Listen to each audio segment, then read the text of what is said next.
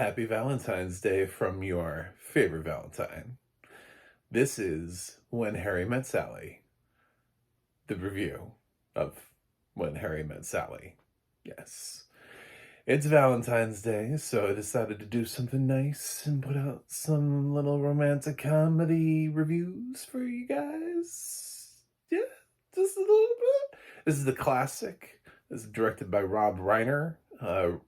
It's written by Nora Ephron, and its director of photography is Barry Sonnenfeld. So that was a nice thing to see in the credits. It's like, wow, all right. The director of Men in Black is behind the camera here. Um, Stars Billy Crystal, Meg Ryan, Carrie Fisher. Yep, Carrie Fisher. Just in case it's been a while since you've seen When Harry Met Sally. She is neither Harry nor Sally. So there's that as well. And it has audio description if you want to go to iTunes, to Apple Store right now. They're doing a Love is in the Air sale where you can buy movies for $5. And I got this because I don't own this on DVD or Blu-ray. And so it made sense for me to get this. Somewhere in my collection, I have a whole bunch of movies I like, but I don't have When Harry Met Sally. So I was like, oh, this is a great chance. It has audio description, and I don't own it. So, sure, I'll take advantage of this Love is in the Air sale. And we'll talk about When Harry Met Sally. So, it's a classic. I'll have what she's having. That scene alone, I feel like everybody has seen it, even if you haven't seen the movie, because they've played it at some point in your life. You're not even really sure where you've seen it. You're just like, for some reason, I've seen Meg Ryan orgasm. I'm not really sure how, but yeah, it's this movie. And it's got Billy Crystal, and he's playing sort of the lovable everyman, and Meg Ryan is a lovable everywoman.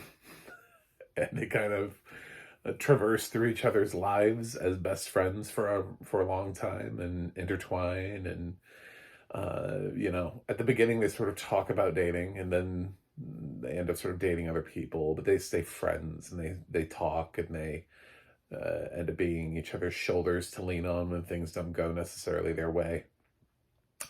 And it predictably goes where almost every single rom-com goes. That's why we watch rom-coms. That's why they feel good.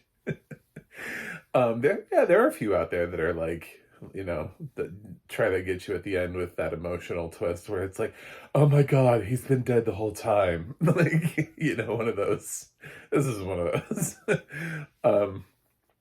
So yeah, it's a quirky comedy on friendship and romance. And can a man and a woman really just be friends? In the 80s, no. Apparently, no, they could not. They were destined at some point. Predestined at some point. So, yeah, the audio description on this is newer. It's really upbeat, and it's not credited at all. I listened through the whole thing, got through to the end of it, and I was like, why not? I own it now. So I listened all the way through the thing. This film has a soundtrack that is fire. Just this, I don't know, it's so long. It's like so many songs by Harry Connick Jr., so many standards redone by Harry Connick Jr. And you get down to the end, and you just keep waiting for audio description by... No. Nothing. I didn't get company. I didn't get a name. I didn't get a horse. I got nothing, of course. At the end of this, subscribe for rhyming. It's also Lent starts today, so make sure you don't give me up for 40 days, because I'll be very sad. And yeah, there was no credit for this, so I it's a guy, and he's got a very upbeat flavor to him. It's it's been so long since I've seen When Harry Met Sally. Ancient. This is not one of my favorite rom-coms, but it's one where I was like, yeah, that's a good movie. You know, so that's why when I got it. So there's a reason I didn't own it on DVD. Um, it was mainly I got it today because to explore the audio description, and had it not had audio description, I would not have taken the dive. Um, yeah, it's fine from what I can remember. It wasn't really anything where I was like, oh yeah. There are a couple of iconic scenes, like the one in the deli. I love that they point out that the old lady is like watching her intently, so that way it sets up the punchline even better. So that you, if you've never, you know, been able to see that there was an old lady in the restaurant, and you're just sort of focused on Harry and Sally, that you don't know that there's this old lady that's about to have this really sick line. I guess I just spoiled that for you, but hey, you know what? This film came out in 1989. I was 6. I didn't even watch this when this film came out. I had to like watch it later on in life. So, I sort of don't feel bad about spoilers for films that are old. At a certain point, it's like, if you don't know how Jaws ends, I can't help you.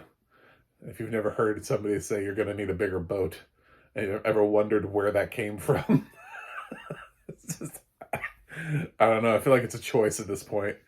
Um, yeah. So this is delightful. It's fun. It's out there. It's on Valentine's Day. You can experience Billy Crystal and Meg Ryan in their prime. Meg Ryan before she starts hooking up with Tom Hanks on the sly, doing all those rom-coms and leaving Billy Crystal behind. Yeah. Now that she's doing films again, maybe she can do another one with Billy Crystal. His career is not exactly fire right now, and what her most recent one was with David Duchovny, so it's not really that outside of the realm of possibility. But if she really wants to revive her career, she should start doing films with people that we go, oh look, it's a Meg Ryan / that person film, like it was back in the day, and make us remember. Get with Andy Garcia, get with Billy Crystal, get with Tom Hanks. At least Andy Garcia and Billy Crystal, I'm pretty certain, have availability in their scheduling. Judging by the fact that Andy Garcia was an expendables, I have a feeling he'll do pretty much anything nowadays if you just give him money. So yeah, just do a movie with him. But this is, Rob Reiner happens to be the director of my favorite film, The American President. So I always had a feeling I was going to like this. I love the little interstitials with the little couples. Yeah, this is good. So, not my favorite romantic comedy of all time, a classic comedy of all time. But then again, if you clicked on a review for When Harry Met Sally, I don't know that you came here.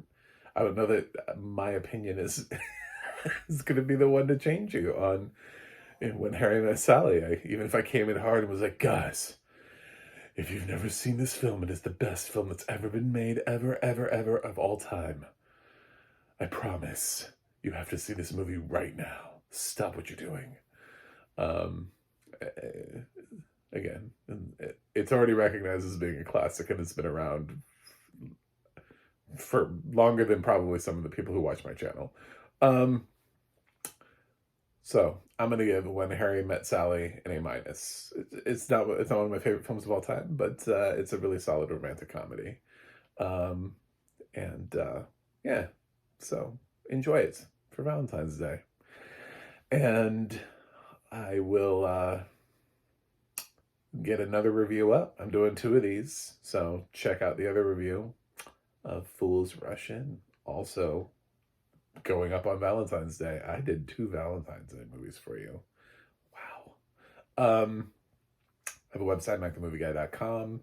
You can go to X, Twitter, or Instagram and follow me at MacTheMovieGuy. You can go to the audio description project, adp.acb.org. It'll let you know what has audio description and where you can watch it. And you can go to the ADNA.org. That's the ADNA.org. And maybe it'll let you know who that random voice is that's on there. I didn't look. There's no point of reference. It could be, I mean, they could have recorded 5 different audio tracks for this, so it doesn't necessarily mean that that's the guy. You know, I don't know. It could be the guy. Um, so yeah, check it out. And subscribe, and I'll see you guys on the other side when it's not Valentine's Day anymore. But don't get me up for Lent.